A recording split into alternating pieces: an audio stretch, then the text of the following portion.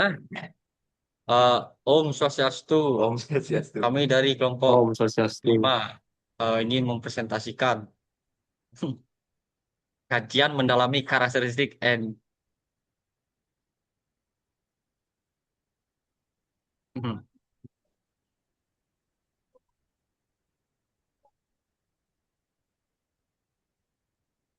Oke, untuk materi pertama akan dibacakan oleh Madi Hanggara. Um, Baik, yang pertamanya di sini ada kajian mendalam karakteristik esensial cloud computing. National Institute of Standard and Technology menetapkan 5 karakteristik esensial yang harus dimiliki oleh sebuah sistem agar dapat diklarifikasikan sebagai komputasi awan sejati. Modul pembelajaran ini mengkaji kelima karakteristik ini dari perspektif arsitektur sistem, orkestrasi, rekrut, jaringan, dan tata kelola enterprise. 5 karakteristik niche cloud computing. Setiap karakteristik membentuk fondasi arsitektural dari ekosistem cloud modern. Memahami implementasi dan tantangannya enterprise adalah kunci untuk merancang sistem scalable dan efisien. Yang pertama di sini ada on-demand service, yang kedua ada board network access, yang ketiga ada resource pooling, yang keempat ada rapid elasticity, dan terakhir ada merge service. Yang pertama on-demand service, layanan mandiri sesuai permintaan melalui API driven provision. Broad network access, akses jaringan luas dengan topologi global dan latensi rendah.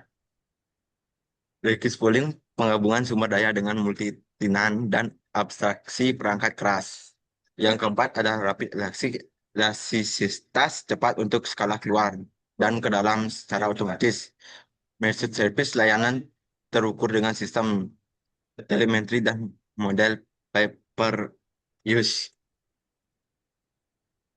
On-demand service, layanan mandiri sesuai persyaratan. Konsumen dapat secara sepihak memenuhi kebutuhan komputasi seperti waktu server dan penyimpanan jaringan secara otomatis tanpa memerlukan interaksi manusia dengan penyediaan layanan.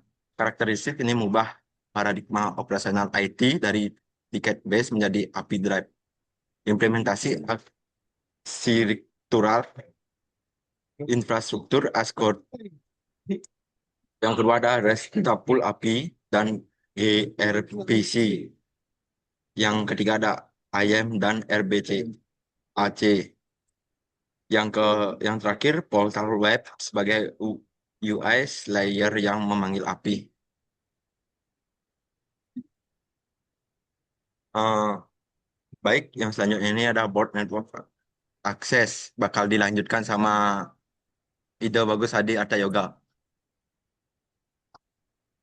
Baik, di sini saya menjelaskan tentang board network access, akses jaringan luas dengan topologi global. Kemampuan tersedia melalui jaringan dan diakses melalui mekanisme standar yang dipromosikan menggunakan platform TIG atau TIG Client Heterogen. Ini bukan sekedar bisa diakses lewat internet, melainkan bagaimana cloud mendesain topologi jaringan berskala global dengan latensi rendah. Yang pertama ada software defined networking, ada SDN, pemisahan kontrol panel dari sistem plane, virtualisasi jaringan router dan firewall melalui NFV. Pengguna membuat PC, subnet, dan routing table murni menggunakan melalui perangkat lunak. Yang kedua ada GDN dan Edge Computing, penggunaan Content Delivery Network dan Edge nodes untuk mendekatkan data ke end user, mengatasi masalah latensi akibat hukum fisika. Yang ketiga ada Zero Trust Network Access, perubahan arsitektur keamanan dari perlindungan perimeter ke zero. Terus setiap akses harus diautentifikasi dan diotorisasi secara terus-menerus. BGP, routing, dan direct connect. Koneksi fiber optik khusus menggunakan protokol BGP untuk enterprise yang menjamin bandwidth dan keamanan.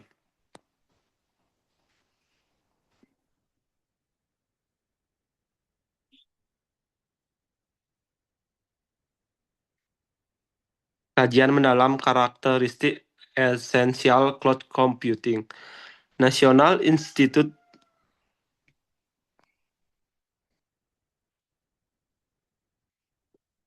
Rom. Yang mana yang benar nih, Rom?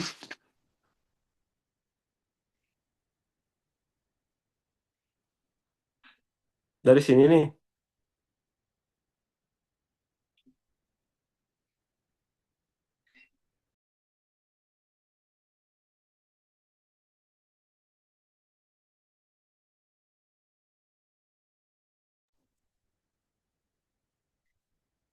Resource pooling, penggabungan sumber daya, dan multi-tenancy.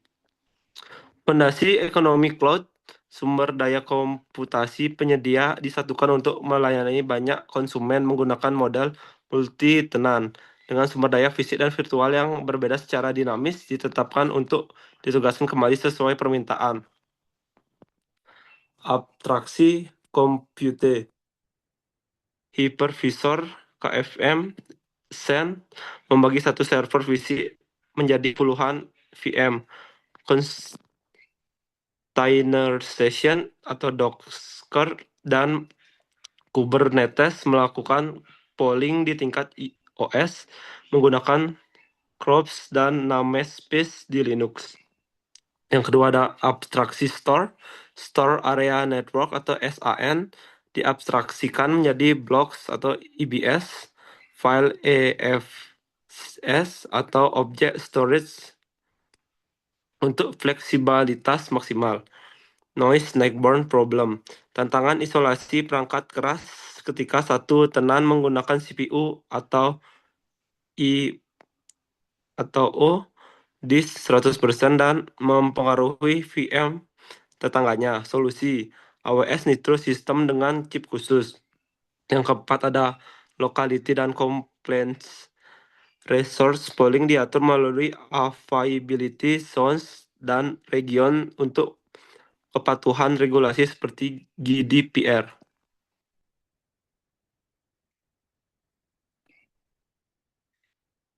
Rapid elasticity, elastisitas cepat dan adaptasi dinamis. Kemampuan dapat ditetapkan dan dirilis secara elastis dalam beberapa kasus secara otomatis untuk menskalakan keluar scale out dan menskalakan ke dalam scale in secara cepat sejalan dan permintaan. Penting untuk membedakan scalability, kemampuan menangani beban bertambah, dan elasticity, kemampuan resource beradaptasi dengan beban yang berfluktuasi secara otomatis dan real time. Yang pertama ada horizontal scaling, menambah atau mengurangi secara instan mesin fondasi sungguhnya dari rapid elasticity. Yang kedua ada stateless arsitektur, data sesi disimpan di change eksternal atau Redis menchange alih-alih memori server lokal. Yang ketiga ada auto scaling trigger, elastisitas diatur oleh metrik threshold CPU lebih besar dari 70% selama 5 menit ditambah 2 VM. Yang keempat ada predictive scaling, ML menganalisis pola histori dan mempositioning server sebelum lonjakan terjadi. Serverless computing fast, puncak dari rapid elasticity.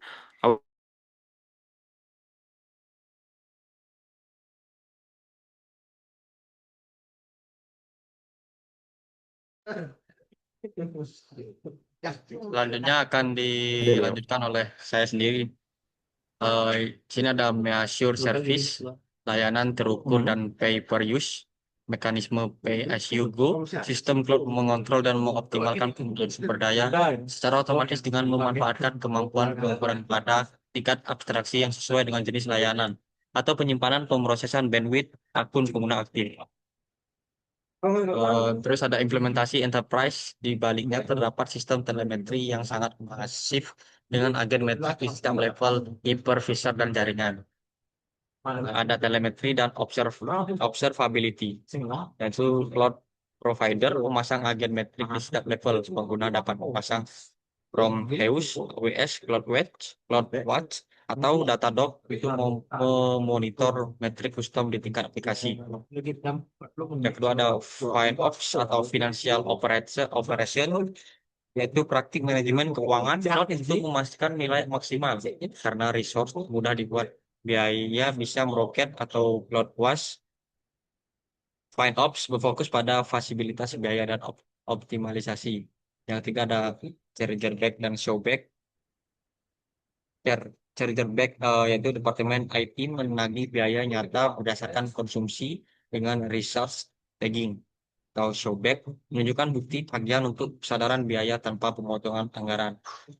Yang terakhir ada resource optimization, merupakan algoritma memberikan rekomendasi, memperingatkan zombie WM atau server menyala tapi CPU-nya 0% selama 7 hari agar segera dimatikan.